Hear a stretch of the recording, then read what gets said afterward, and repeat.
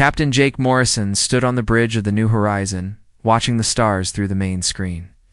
The ship had been traveling for 3 months now, exploring the outer edges of the Kepler 442 system. 200 crew members called this vessel home, and Jake felt responsible for every single one of them. "Captain, we're picking up some strange readings," said Lisa Carter from her science station. She was the ship's chief science officer, a woman in her 30s, with short brown hair and sharp green eyes. Lisa had joined the mission because she wanted to discover new worlds and maybe find signs of alien life. "What kind of readings?" asked, walking over to her station. Ow. The bridge was quiet except for the soft hum of the ship's engines and the beeping of various computers. Lisa frowned at her screen. "Energy signatures, sir. Very large ones. I've never seen anything like this." Before, Tony Rodriguez, the security chief, looked up from his station. He was a tall man with black hair and serious dark eyes. Tony had served in the Earth Defense Force before joining the exploration program. "Could be natural phenomena," he said. "Black holes, neutron stars, that sort of thing?" "No," Lisa shook her head.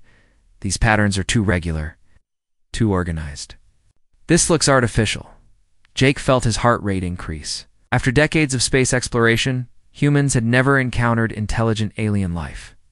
They had found bacteria and simple plants on a few worlds, but nothing more complex. The idea that they might be the first to make contact with an alien civilization was both exciting and terrifying. "All stop," Jake ordered. The ship's engines went quiet. "Sir, should I send out a message?" asked Communications Officer Beth Collins. She was young, maybe 25, with blonde hair pulled back in a ponytail. This was her first deep space mission. Jake thought about it for a moment. "Not yet. Let's see what we're dealing with first." Us. Suddenly, the lights on the bridge flickered. Then the ship shook slightly as if something had bumped into it. But that was impossible. They were in empty space, far from any asteroids or debris. Yep. Lisa's voice was tight with worry. "The energy readings just spiked. Whatever's out there, it's getting closer." The main screen changed without warning. Instead of stars, they now saw sleek black ships appearing around them. The vessels were unlike anything humans had ever built. They were long and narrow, with sharp edges that seemed to cut through space itself. Strange blue lights pulsed along their hulls. "How many?" Jake asked, trying to keep his voice calm. 12 ships, Tony reported. "All larger than us, and Captain, they're armed. Heavy weapons, from what I can tell." One of the alien ships moved closer to the New Horizon. It was massive, easily 3 times the size of their vessel. The blue lights along its hull grew brighter, and Jake could see symbols carved into its surface. They looked like writing, but in no language any human had ever seen. "Incoming transmission," Beth announced, her voice shaking slightly. "Put it on screen," Jake ordered. The image that appeared made several crew members gasp. The alien looked like a giant reptile that had learned to walk on 2 legs. It stood at least 8 feet tall, with dark green scales covering its body. Its head was long and narrow, filled with sharp teeth. Yellow eyes stared out from the screen, cold and predatory. Metal devices were attached to various parts of its body, probably cybernetic enhancements. When it spoke, its voice was deep and harsh, like rocks grinding together. But somehow, the words came through in English. The aliens must have learned their language by monitoring human communications. "I am Commander Vex Korath of the Zephyrian Empire," the creature said. "You have entered our territory without permission. This is an act of war." Jake stepped forward, positioning himself in front of the communication screen.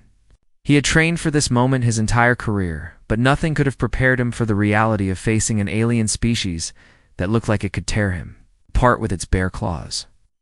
"I am Captain Jake Morrison of the Earth vessel New Horizon," he replied, keeping his voice steady. "We didn't know this was your territory. We're explorers, not soldiers. We come in peace." Vex Korath tilted his head, studying Jake with those yellow eyes. "Peace." The alien's mouth opened in what might have been a smile, showing rows of sharp teeth. "Humans speak of peace when they are weak. We have heard about your species." Fight wars among yourselves over resources and beliefs. You destroy your own planet for profit. You are no different from any other prey species we have encountered. We're not prey, Jake said firmly. Behind him, he could hear Tony quietly giving orders to the security team. But Jake knew their weapons would be useless against ships. This advanced. All species believe they are predators until they meet us, Vex Koroth continued. The Altarians thought their energy shields made them invincible. Centaurians believed their speed would save them. The Vegan Republic trusted in their numbers. All of them learned the truth, eventually. The Zephyrian Empire has conquered 17 different civilizations across this galaxy. Your species will be the 18th. Jake felt sweat on his forehead, but he didn't back down. Something about this alien's arrogance bothered him.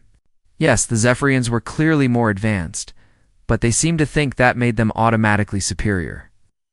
Maybe we should talk about this, Jake suggested. You don't know anything about humans? We might surprise you. Vex Koroth laughed. A sound like breaking glass? Surprise us. Small mammal, we have studied your species for months. You are weak, divided, and technologically primitive. Your largest weapons could barely scratch our shields. What could you possibly offer that would interest the galaxy's greatest predators?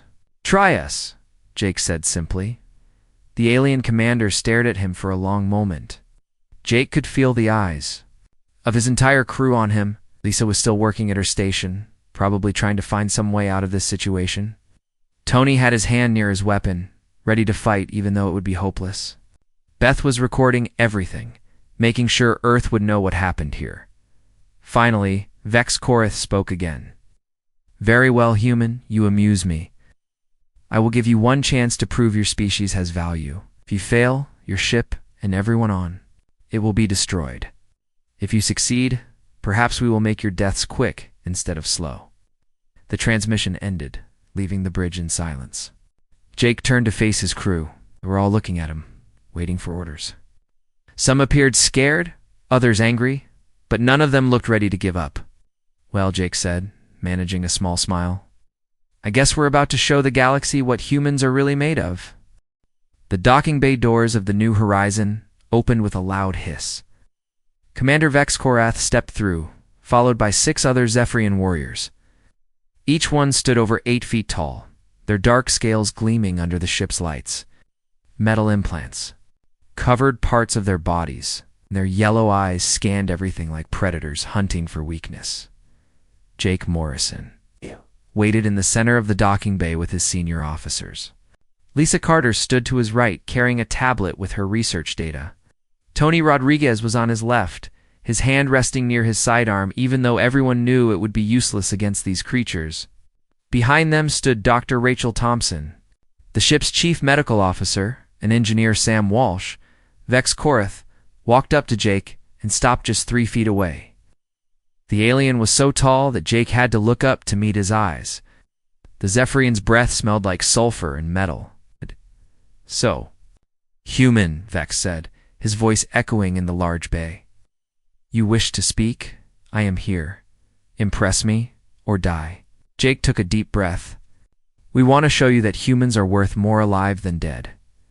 We have knowledge and skills that could benefit your empire. Vex Koroth laughed, showing his rows of sharp teeth. Knowledge? Your species has barely left its home system.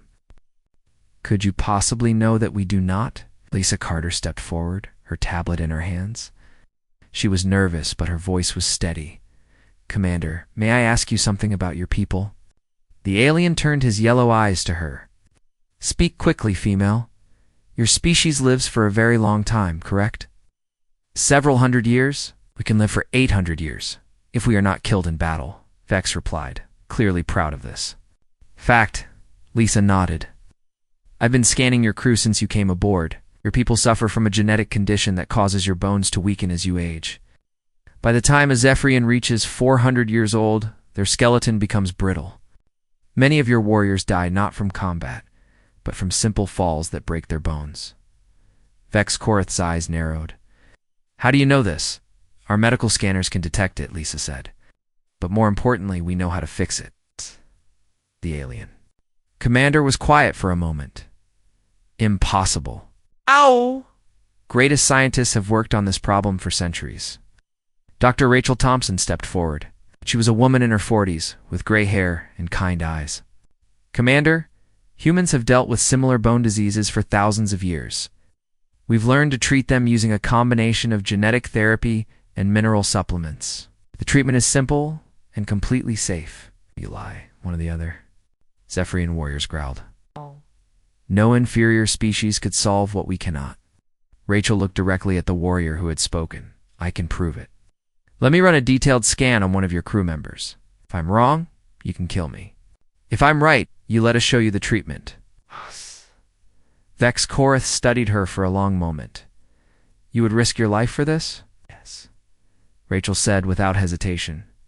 The commander turned to one of his warriors. Kex Thorn stepped forward. Younger Zephyrian moved closer. He was still massive, but Jake could see that he was smaller than the others. Probably the equivalent of a teenager in their species. Rachel pulled out her medical scanner and ran it over the young warrior. Ow. The device beeped several times, and she frowned at the readings. This one is worse than the others, she said.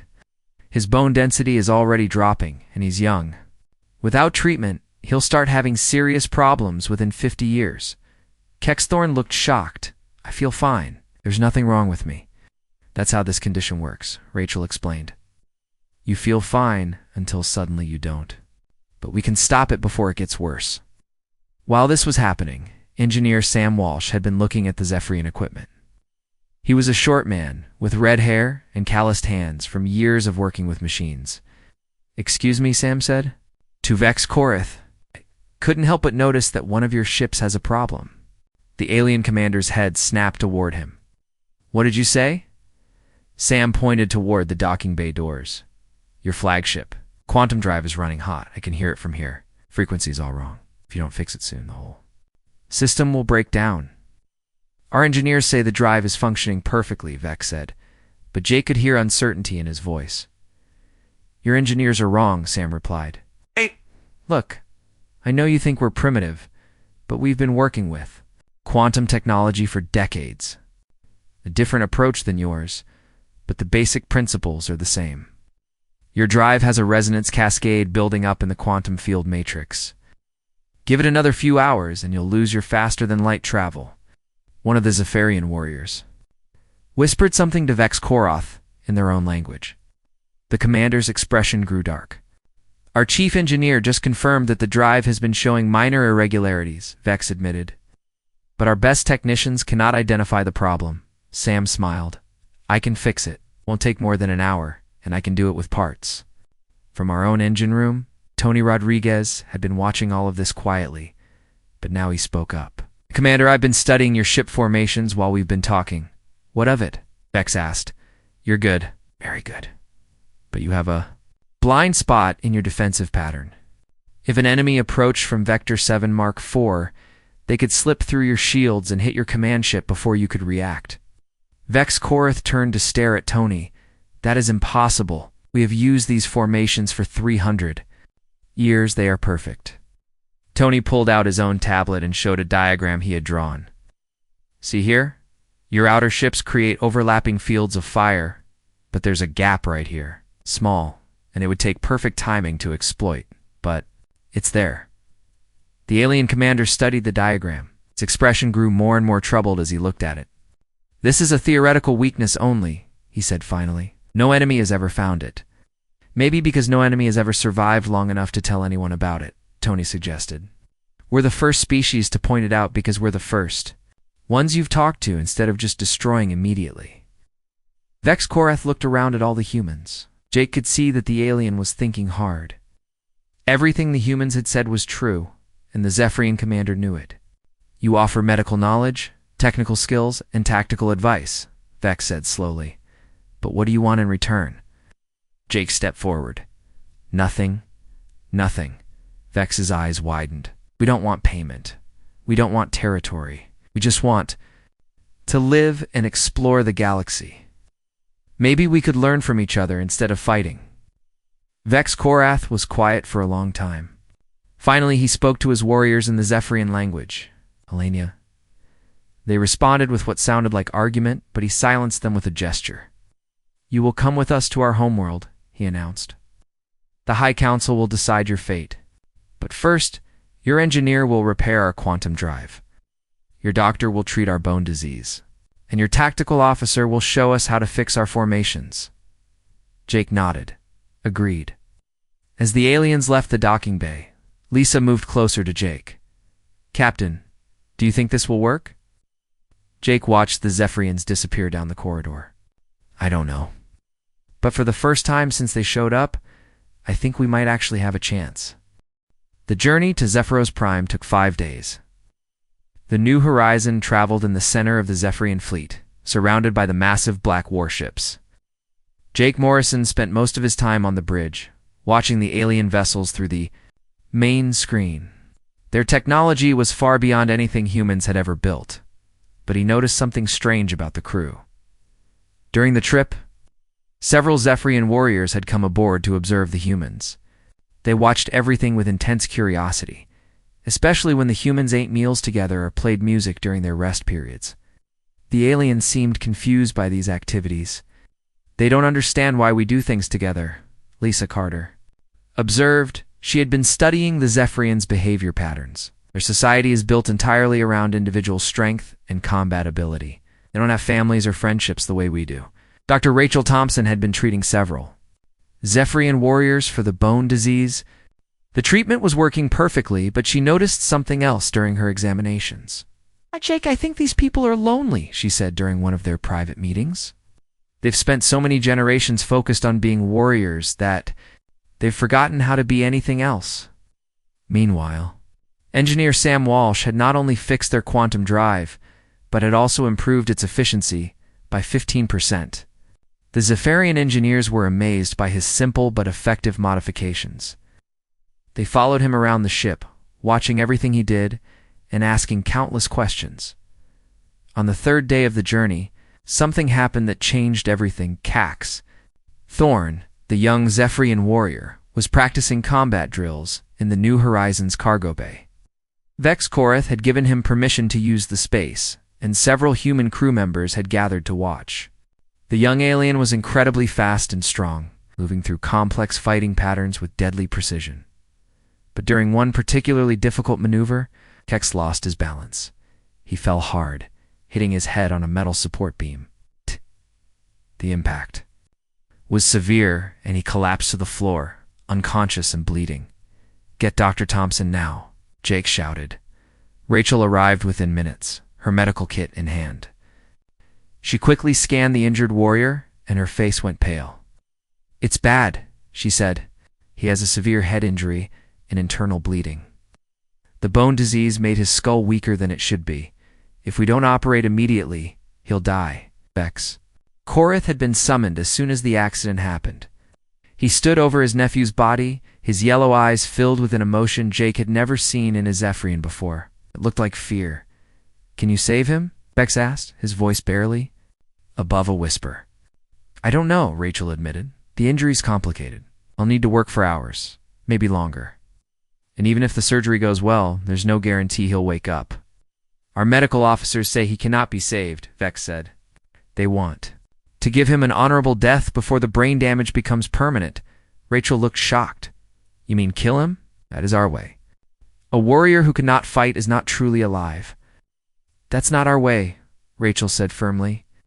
"As long as there's a chance, we don't give up." She looked directly into Vex Korath's eyes. "Let me try, please." The alien commander was quiet for a long moment. Finally, he nodded. "Do what you can." Ow. The surgery took 18 hours. Rachel worked without stopping, using every bit of her medical knowledge and skill. Lisa Carter assisted her, providing scientific analysis of Zephyrian biology. Other crew members took turns helping, bringing food and water, monitoring the patient's vital signs, and offering encouragement. Vex Korath waited outside the medical bay the entire time. Jake sat with him for hours, neither of them speaking much. But gradually, they began to talk. "Kex is my brother's son," Vex explained. "His parents died in battle when he was young. I raised him myself. He's lucky to have you, Jake," said Vex. Made a sound that might have been a laugh. Lucky? I taught him to fight. I taught him that strength was the only thing that mattered. I made him into a warrior, and now he might die because of it. You care about him, Jake observed. That's not weakness. That's what makes you strong. Species thinks differently than ours, Vex said. You work together. You help each other. Even now, your people are trying to save someone who is not even human. That's what we do, Jake replied. We don't abandon people. We don't give up on them. During the long wait, other things happened on the ship. The human crew shared their food with the Zephyrian visitors. Beth Collins played Earth music for them, and the aliens listened with fascination. Tony Rodriguez taught some of the younger warriors human card games, and they laughed when they lost, something that surprised everyone. Artist Maria Santos, who had joined the mission to document new worlds, drew pictures of the Zephyrian warriors. When she showed them the portraits, they stared in amazement, as no one had ever created art of them before. In their society, art was considered a waste of time. "This is me, but different," one warrior said, looking at his portrait. "I look peaceful here." "That's because you are peaceful right now," Maria explained. "You're not fighting. You're just being yourself." Finally, after 18 hours, Dr. Thompson emerged from the medical bay. She looked exhausted, but she was smiling. "He's going to live," she announced. "The surgery was successful. He'll need time to recover, but there shouldn't be any permanent damage." Vex Korath closed his eyes and took a deep breath. When he opened them again, Jake saw something new there. It looked like hope. "Why?" Vex asked. "Why did you save him? What do you gain from this?" Rachel looked confused by the question. "He needed help. That's enough. But he is not your species. He is not your family. He owes you nothing." "Neither are you," Jake pointed out. "But we're still here, trying to help." Vex Korath stared at the humans for a long time. "I do not understand your people," he said finally, "but I am beginning to think that is my failing, not yours." 2 days later, they arrived at Zephyros Prime. The planet was massive, covered in dark cities and military installations. Ships filled the sky like metal clouds, and the surface glowed with the lights of 1 billion inhabitants. "Impressive," Lisa said, looking at the planetary scans. "And terrifying," Tony added, as they entered the planet's atmosphere. Vex Korath spoke to Jake one last time before they landed. "The High Council will test you," he warned. "They will try to find your weaknesses. They will not be as patient as I have been." "We understand," Jake replied. "No, you do not," Vex said. "But perhaps that is why you might succeed where others have failed. You do not think like warriors. You think like something else entirely." "What's that?" Jake asked. Vex Korath looked at him with those yellow eyes, and for the first time Jake saw respect there instead of contempt. "You think like friends?" the alien said. "And that may be the most dangerous weapon in the galaxy." The great hall of the Zephyrian High Council was enormous. The ceiling stretched up so high that it disappeared into shadows. The walls were covered with weapons and battle trophies from conquered worlds. Hundreds of Zephyrian warriors filled the seats, their yellow eyes all focused on the small group of humans standing in the center of the room. Jake Morrison tried not to show his fear as he looked up at the High Council. 7 ancient Zephyrians sat on tall thrones made of black metal and bone. Each one was covered in scars from countless battles, and their cybernetic implants gleamed under the harsh lights. These were the most dangerous predators in the galaxy, and they were deciding whether humanity would live or die. High Commander Zar Voss sat in the center throne. He was older than the others, with white markings on his dark scales and mechanical replacements for both his arms. When he spoke, his voice echoed through the entire hall. "So, these are the humans," he said, studying them like a scientist examining insects. "They look weak, small, soft. Why should the Zephyrian Empire allow such creatures to live?" Vex Korath stood beside the humans. "High Commander, they have proven themselves useful. They possess knowledge that could benefit our people." "Knowledge?" Another council member laughed. "What knowledge could such primitives possibly have?" Dr. Rachel Thompson stepped forward. She was nervous, but her voice was clear and strong. We can cure the bone disease that affects your people. We've already treated several of your warriors successfully. It's impossible, said Council Member Thoxaren.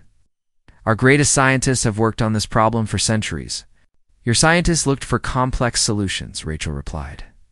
Sometimes the best answers are simple ones. We've been treating similar conditions in humans for generations. High Commander Tsar, Voss leaned forward in his throne. Show us. Rachel pulled out her medical scanner and approached one of the council members. May I? The alien nodded, curious despite himself. Rachel ran the scanner over him and studied the results. You have advanced bone deterioration, she said. It's probably been developing for 50 years. You've been hiding the pain, but it's getting worse. The council member's eyes widened in surprise. How did you know? The scanner shows everything, Rachel explained. But more importantly, I can fix it. The treatment takes about an hour and uses minerals that are common on most worlds. While Rachel was demonstrating her medical knowledge, Engineer Sam Walsh was looking around the Great Hall. His eyes stopped on something high above them. Excuse me, Sam called out, his voice carrying across the room. You might want to evacuate. This building, the entire hall went silent. High Commander Tsar, Voss stared down at the small human who had dared to interrupt the proceedings. What did you say? The High Commander growled. Sam pointed up at the ceiling. Your support structure is failing. See those stress fractures in the main beams? This building is about to collapse. Nonsense, said another council member. This hall has stood for 1,000 years. Yeah, and that's the problem, Sam replied. Metal fatigue. The beams are cracking under their own weight. Give it another few months, maybe less, and this whole place comes down. Several Zephyrian engineers in the audience began talking excitedly among themselves. One of them pulled out a scanning device and aimed it at the ceiling. His expression grew alarmed as he read the results. The human is correct, the engineer announced. The structural integrity is compromised. How did he see this when our regular inspections missed it? Sam shrugged. Different perspective, I guess. We humans have to build everything to last because we don't have the resources to keep replacing things. We get good at spotting problems before they become disasters. High Commander Tsar. Voss looked troubled by this revelation, but he continued. With the questioning, your people claim to be peaceful, he said to Jake. Yet your history is filled with wars. You fight each other constantly. How is this different from conquest? Jake thought carefully before answering. We do fight sometimes. We make mistakes, but we also learn from them. We've discovered that working together achieves more than fighting alone. Pretty words, sneered Councilmember Vrock Coase. But words are meaningless. Actions matter. What actions prove your worth? That's when historian Paul Bennett stepped forward. He was an older man with gray hair who had joined the mission to study alien cultures. In his hands, he carried a datapad containing human history. May I tell you a story? Paul asked. Speak quickly, Tsar Voss commanded. Paul activated his datapad, and holographic images appeared in the air above the humans. The images showed Earth during various periods of its history. 200 years ago, our planet was dying, Paul began. Climate change, pollution, war, disease. Most scientists said we had maybe 50 years before civilization collapsed completely. Images showed flooded cities, burning forests, and massive storms. What happened? Asked one of the council members, clearly interested despite himself. We changed, Paul said simply. Not because we were forced to, but because we chose to. We stopped fighting over resources and started sharing them. We stopped competing and started cooperating. We saved our world not through conquest, but through compassion. The images changed to show clean cities, restored forests, and humans working together on massive projects. Your species survived by becoming weak? Tsar Voss asked. Survived by becoming strong in a different way, Paul replied. Individual strength has limits. But when people work together, support each other, refuse to give up on each other, there's no limit to what they can achieve. Artist Maria Santos had been quiet during most of the proceedings, but now she pulled out her sketchpad. As the council members talked and argued, she drew quick portraits of them. But these weren't the fierce, intimidating images, the Zephyrians. were used to seeing Maria drew them as they really were in that moment, curious and thoughtful, listening to new ideas. She showed them not as predators, but as people capable of growth and change. When she finished, she held up the sketches for everyone to see. "This is how we see you," she said. "Not as monsters or enemies, but as individuals with the potential to be something greater than what you are now."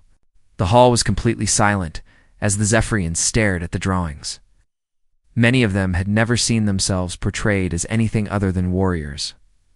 "High Commander." Zarvos studied the sketch of himself for a long time. In the drawing, he looked wise and thoughtful, rather than merely dangerous. "You see us as we could be," he said slowly, "not as we are." "Yes," Jake said, stepping forward. "That's exactly right. We see potential in everyone, including ourselves. That's why we don't give up on people, even when they seem hopeless, even when they're your enemies." Asked Council Member Thuk Zurin. "Especially then," Jake replied. "Enemies can become friends if you give them the chance." Zarvos stood up from his throne, and the entire hall held its breath. The ancient commander walked down the steps until he was standing directly in front of Jake Morrison. "You offer us medical knowledge to heal our bodies," he said. "Engineering skills to repair our buildings. Art to feed our souls. History, too. Guide our future. What do you ask in return?" Jake looked up at the towering alien leader. "Friendship. The chance to explore the galaxy together instead of being afraid of each other. What if we refuse?" "Then we'll be sad," Jake said honestly. "But we'll still try to help if you need it." Zarvos stared at him for what felt like hours. Finally, he spoke to the other council members in the Zephyrian language. They argued back and forth for several minutes, their voices growing heated. At last, Zarvos raised his hand for silence. He turned back to the humans, and Jake could see that something fundamental had changed in those ancient yellow eyes. "Tomorrow," the High Commander announced, "we will give you our final answer." Jake Morrison stood in his quarters aboard the New Horizon, looking out at the massive Zephyrian capital city below. The night sky was filled with flying vehicles and the lights of countless buildings. Somewhere in that city, the High Council was deciding the fate of humanity. A soft knock on his door interrupted his thoughts. "Come in," he called. Vex Koroth entered the room. The Zephyrian commander looked different somehow, less threatening than before. His yellow eyes seemed tired. "I wanted to speak with you before tomorrow," Vex said. "Whatever the council decides, I want you to know that you have changed things here." "Changed things how?" Jake asked. Vex walked to the window and looked out. At his homeworld, for 300 years, we have been nothing but warriors. We conquered world after world, always seeking the next battle, the next victory. But we forgot something important. "What's that?" "Forgot who we were before we became conquerors," Vex replied. "My people were once explorers, scientists, artists. We built beautiful cities and created wonderful things, but war changed us. We became so focused on being strong that we became empty inside." Jake joined him at the window. "It's not too late to remember," perhaps Vex said. "Your people have shown us that strength can mean different things. The way you saved Kexthorn, the way you worked together, the way you refused to give up on others. These are not the actions of a weak species." The next morning, the humans were brought back to the Great Hall. This time, the entire Zephyrian population was watching through broadcast screens. Billions of eyes across the Empire were focused on this moment. High Commander Zarvos stood before his throne, looking down at the small group of humans. The hall was completely silent. "We have reached our decision," he announced, his voice echoing off the walls. Jake felt his heart pounding. Beside him, Lisa Carter gripped her tablet tightly. Dr. Rachel Thompson stood ready for whatever came next. They had done their best. Now, they had to trust that it was enough. "For 3 millennia," Zarvos continued, "the Zephyrian Empire has been the dominant force in this galaxy. We have conquered 17 civilizations. We have never shown mercy to the weak or compassion to our enemies."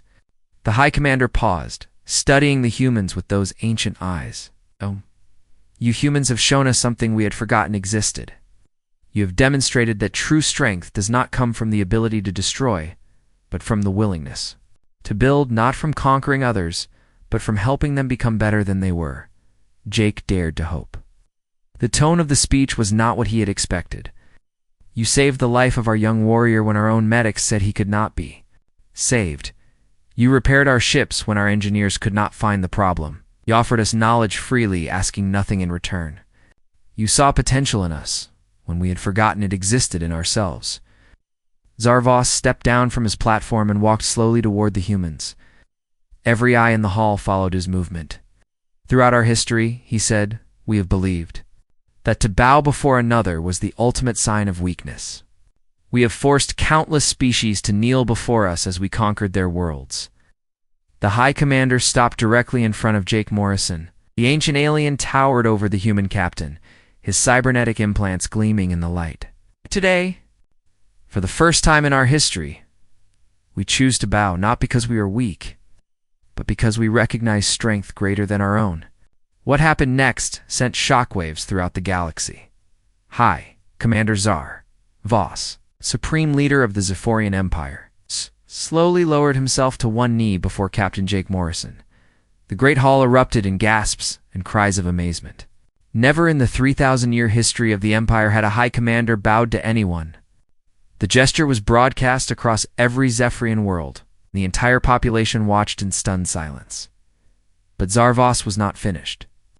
We bow not to your technology, for ours is more advanced. Bow not to your weapons, for ours are more powerful. We bow to something far more dangerous than any force in the universe. He looked up at Jake from his kneeling position. We bow to your ability to make others want to be better than they are. To your refusal to abandon hope, even in the darkest moments. To your strength that comes not from destroying your enemies, but from turning them into friends. Jake felt tears in his eyes as he reached down to help the alien leader to his feet. High Commander, you don't need to bow to us. We're equals. Zarvos stood up, and for the first time since Jake had met him, the ancient warrior smiled. That, Captain Morrison, is exactly why we bow. You see, equals where we saw only prey and predators. The High Commander turned to address the entire hall. The Zephyrian Empire will no longer be an empire of conquest. From this day forward, we will be partners with humanity in exploring the galaxy. We will learn from them as they learn from us. The reaction was immediate and overwhelming. Some Zephyrian warriors cheered, excited by this new direction. Others looked confused or angry, but most seemed relieved, as if a great weight had been lifted from their shoulders. Over the following months, everything changed. Vex Korath became the first Zephyrian ambassador to Earth, working alongside human diplomat Claire Williams to establish formal relations between the species. Dr. Rachel Thompson led joint medical research projects that benefited both races. Engineer Sam Walsh helped Zephyrian scientists develop new technologies that focused on building rather than destroying. Young Kexthorn, fully recovered from his injuries, became a symbol of the new cooperation between species. He spent half his time on Earth, learning about human culture, and half his time on Zephyros Prime, teaching other young Zephyrians about friendship and cooperation. Artist Maria Santos established the first interspecies art school, where humans and Zephyrians learned to create beautiful things together. Her paintings and sculptures were displayed in museums across both civilizations, reminding everyone of what they could accomplish when they worked together. 1 year later, Captain Jake Morrison stood on the bridge of a new ship. The vessel was built using both human and Zephyrian technology, crewed by members of both species. It was faster and more advanced than anything either race had built alone. Beside him stood Vex Korath, no longer a conqueror, but an explorer. Together, they watched the stars ahead as their joint crew prepared to investigate mysterious signals from the far edge of the galaxy. Do you ever regret it? Jake asked. Giving up the Empire, I mean? Vex considered the question for a moment. We thought we were strong when we conquered others, he replied, but we were actually weak. We were so afraid of being vulnerable that we became monsters. He gestured toward the mixed crew, working together on the bridge. This is true strength. This is what we should have been all along. As their ship jumped to faster than light speed, heading toward unknown regions of space, Jake reflected on what they had accomplished. The galaxy's fiercest predator had not bowed because they were defeated. They had bowed because they recognized something in humanity that they wanted to become themselves. Behind them, other species that had hidden from the Zephyrian Empire for centuries began to emerge from their hiding places. Word spread quickly through the galaxy about the alliance between humans and Zephyrians. If these two unlikely species could become friends, perhaps there was hope for peace throughout the stars. The universe was vast and full of wonders yet to be discovered. And now, for the first time in millennia, it would be explored not by conquerors seeking to dominate, but by friends seeking to understand.